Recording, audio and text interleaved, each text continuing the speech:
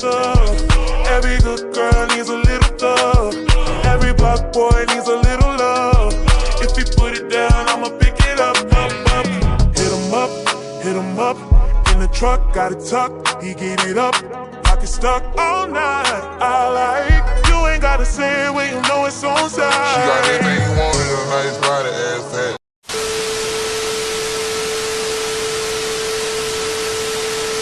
Kadang bikin aku kesal. Tiba-tiba. Wait a minute. Who are you? Assalamualaikum warahmatullahi wabarakatuh. Hi guys, my name is Afifa Khairunisa. You can call me Runi. I'm from Information Education class with number BP 221156110001. Saya dari Fakultas Keguruan Ilmu Pendidikan UPI YPTK Padang. Jadi guys, di sini saya akan memenuhi tugas akhir dari Mem Yosa, tugas bahasa Inggris, di mana saya akan menjelaskan tentang mode auxiliary dan apa sih itu will and shall. Jadi kalian penasaran nggak sih? Mari kita tonton. Oke, pembahasan pertama itu adalah tentang model auxiliary. Jadi sebenarnya model auxiliary ini apa sih? Model auxiliary ini adalah merupakan kata tambah yang digunakan untuk menyatakan berbagai keinginan atau kemungkinan untuk melakukan sesuatu. Nah, kalian tahu nggak sih berbagai jenis dari modal auxiliary? Nah, berbagai jenis modal auxiliary yang pertama itu adalah can I call. Kalian tahu nggak sih? Can I call itu digunakan untuk menyatakan bahwa sesuatu itu mungkin atau diperbolehkan atau seseorang mampu melakukan sesuatu. Nah, yang kedua itu ada will and would. Nah, will dan would ini sering digunakan dalam situasi menyatakan penawaran, bantuan, persetujuan, berjanji untuk melakukan sesuatu. Contohnya tuh seperti you look so tired, I will give you a hot coffee. Jadi dia tuh melihat temannya itu tuh sedih, jadi dia ingin memberikan sebuah kopi. Jadi dia tuh ingin melakukan sesuatu. Nah, jadi will and would itu digunakan untuk menyatakan ingin melakukan sesuatu. Nah, yang kedua itu ada will and would. Nah, will dan would ini sering digunakan dalam situasi menyatakan penawaran, bantuan, persetujuan, berjanji untuk melakukan sesuatu. Contohnya tuh seperti you look so tired, I will give you a hot coffee. Jadi dia tuh melihat temannya itu tuh sedih, jadi dia ingin memberikan sebuah kopi. Jadi dia tuh ingin melakukan sesuatu. Nah, jadi will and would itu digunakan untuk menyatakan ingin melakukan sesuatu. Nah, selanjutnya itu ada shall and should. Shall dan should ini digunakan untuk memberikan pertanyaan atau menanyakan sebuah pendapat. Nah, yang keempat ada my and might. My and might ini digunakan untuk mengekspresiasikan permintaan atau request sesuatu yang mungkin terjadi di masa yang akan datang. Nah, selanjutnya itu ada shall and will. Shall dan will ini sama-sama memiliki pengertian akan. Jadi bagaimana ya cara penggunaan shall and will? Nah, daripada kalian penasaran, mending kalian simak video selanjutnya. Assalamualaikum warahmatullahi wabarakatuh. Waalaikumsalam warahmatullahi wabarakatuh. Baiklah, di sini saya akan menjelaskan tentang modal auxiliary.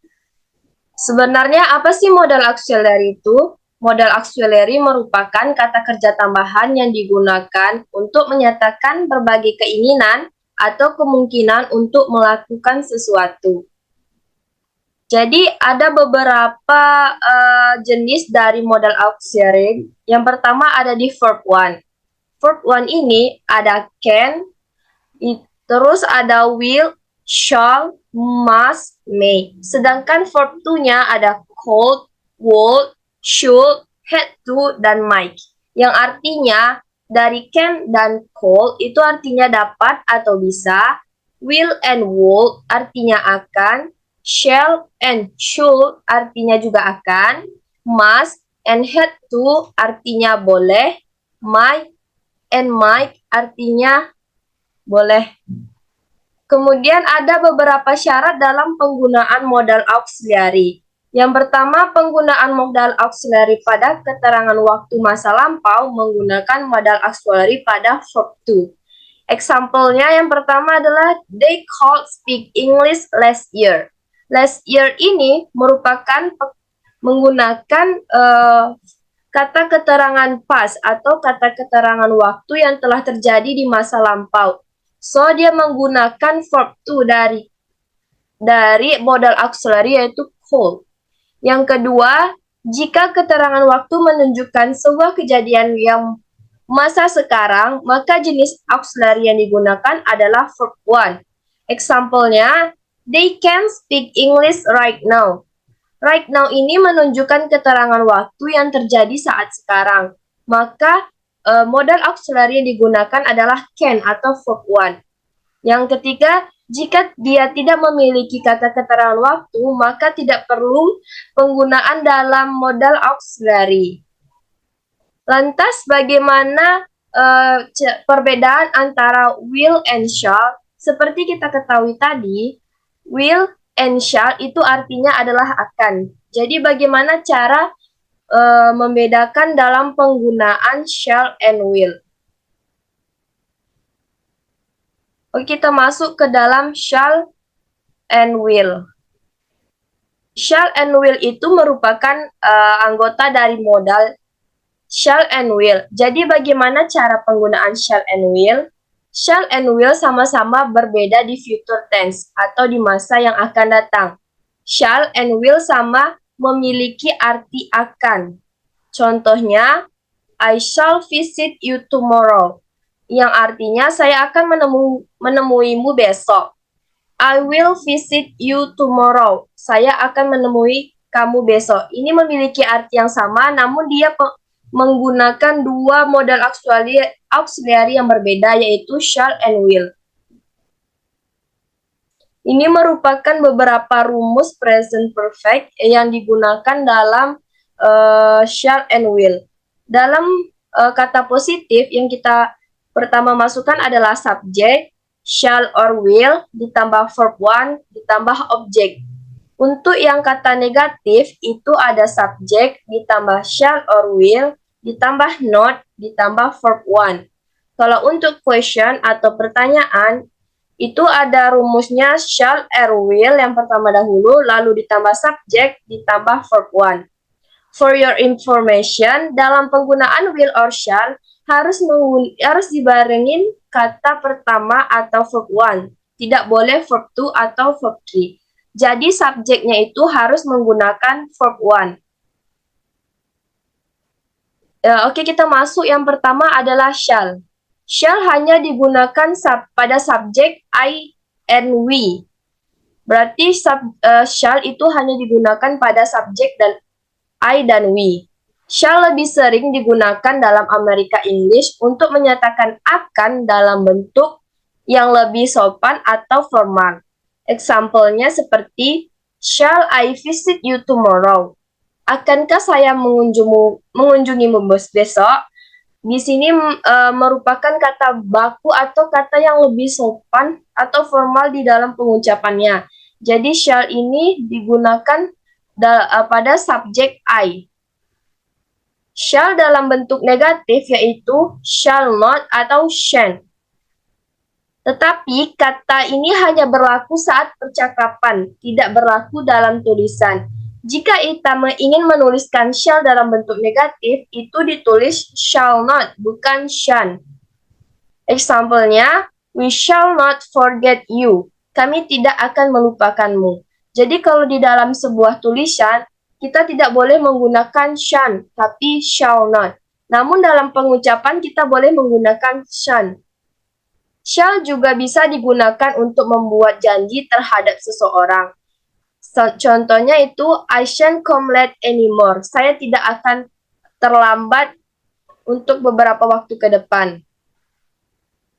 Selanjutnya ada will. Will berfungsi untuk semua subjek, mulai dari I, to, we, they, she, he.